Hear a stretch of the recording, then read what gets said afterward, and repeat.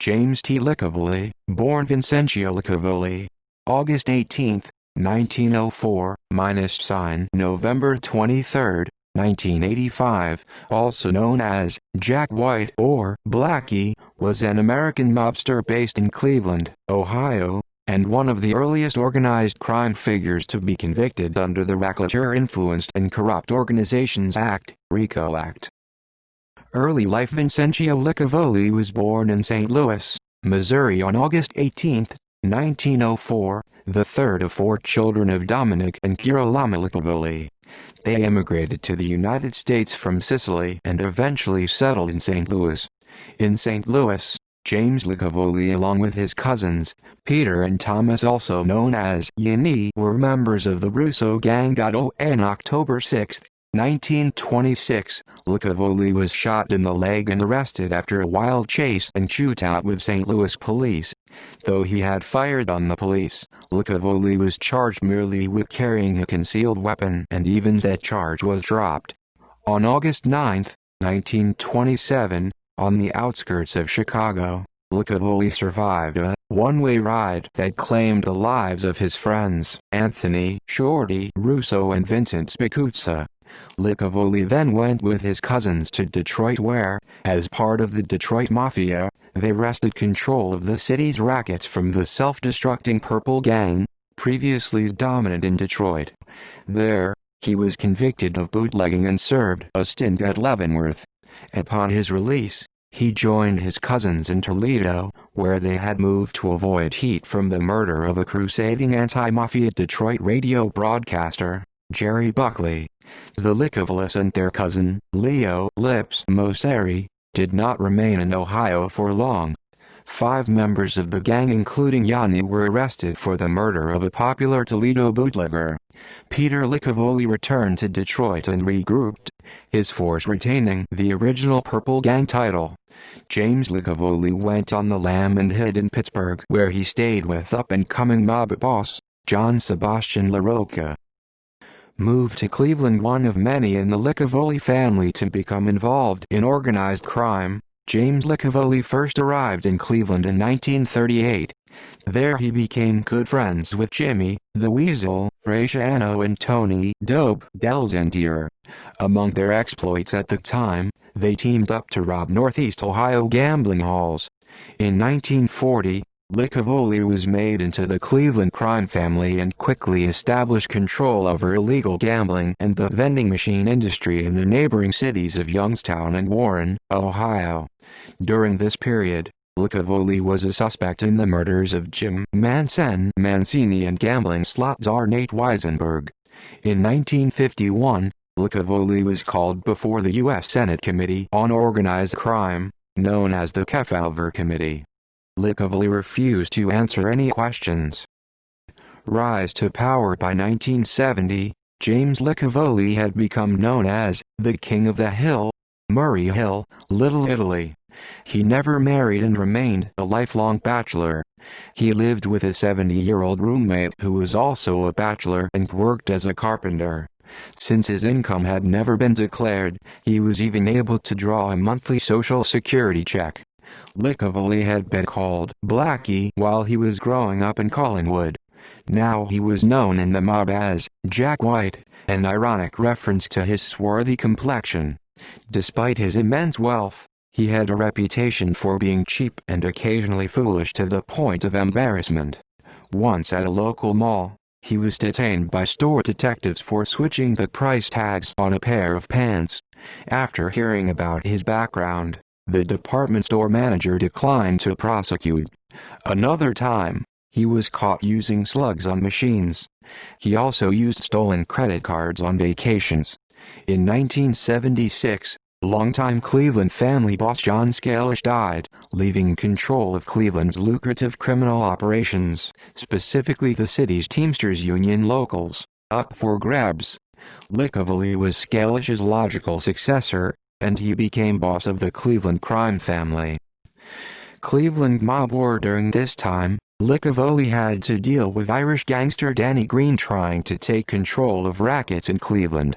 Mafia associate John Nardi sided with Green and switched alliance, strengthening Green's criminal empire and giving him an advantage on the Cleveland family. This erupted into an all-out war with many of Licavoli's supporters being killed in the process. These murders soon gained the attention of other criminal organizations, particularly the Genovese crime family of New York. Despite the war hurting the Cleveland family's reputation, Licavoli declined Genovese leader Frank Funzi Tiri's offers for help.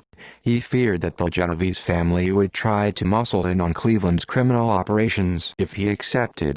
Licavoli also had to fend off interference from the Chicago outfit. Outfit leaders Tony Accardo and Joseph Iappa finally declared their neutrality in the Cleveland gang war and ordered their subordinates not to assist Licavoli. During the early phases of the war, Licavoli was on the defense.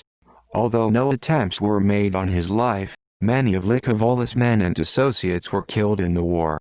This included one of Licavoli's most powerful allies, Consigliere Leo Moseri, whose blood-stained car was found in a hotel parking lot in Akron, Ohio. Repeated attempts to kill Nardi and especially Green failed. However, in 1977, things started turning in his favor. His men were able to kill Nardi with a car bomb. Later the same year, he hired Ray Ferrito to kill Danny Green. While Green was visiting the dentist, Ferrito parked his car attached with a car bomb next to Green's. When Green left the dentist's office and went to his car, the bomb was ignited, killing Green. Licavoli would go on trial for their murders, but was eventually acquitted. With the deaths of Nardi and Green, Licavoli assumed complete control of criminal activities in Cleveland.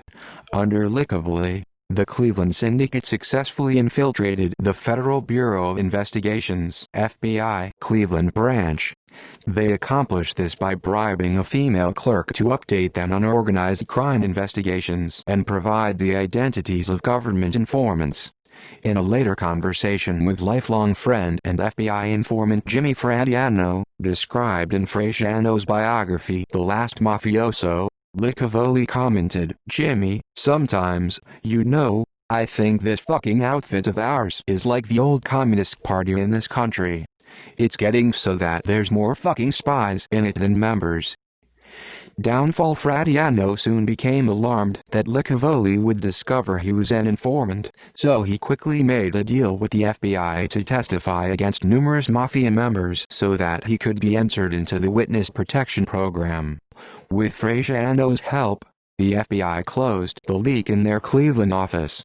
Prosecutors now targeted Licavoli for prosecution under the newly created Racketeer-Influenced and Corrupt Organizations Act. When Licavoli was arrested at his home, police confiscated his cane with a long hidden blade in it and $3,000 in his underwear drawer. On July 8, 1982, Licavoli was tried and convicted alongside John Calandra, described as Licavoli's lieutenant, Anthony Liberatore, Pasquale Cisternino, Ronald Carabin and Kenneth Ciercia, of federal RICO charges and sentenced to 17 years imprisonment. On November 23, 1985, James Licavoli died of heart attack at Adams County Hospital, near the Federal Correctional Institution, Oxford in Oxford, Wisconsin. He was buried at Calvary Cemetery in St. Louis.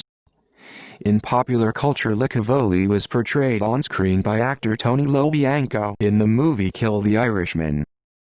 Further reading: Schaffer, Terry, Illegal Gambling Clubs of Toledo, Happy Chipper Publishing, 2012, ISBN 978-0-615-64443-1. Jacobs, James B., Christopher Panarella and J. Worthington.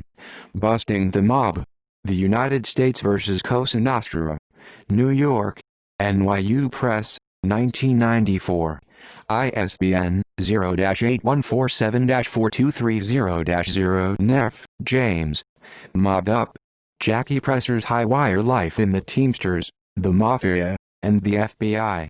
New York, Atlantic Monthly Press, 1989. ISBN 0-87113-344-X. Paurello, Rick. To Kill the Irishman. The War That Crippled the Mafia. Novelty, Ohio. Next Hat Press, 2004. ISBN 0-9662508-9-3. References. Fox, Stephen. Blood and Power. Organized Crime in 20th Century America. New York. William Morrow and Company, 1989. ISBN 0-688-04350-X. Kelly, Robert J. Encyclopedia of Organized Crime in the United States. Westport, Connecticut. Greenwood Press, 2000. ISBN 0-313-30653-2. Sifakis, Carl. The Mafia Encyclopedia. New York. Licavoli Press, 2005. ISBN 0-8160-5694-3.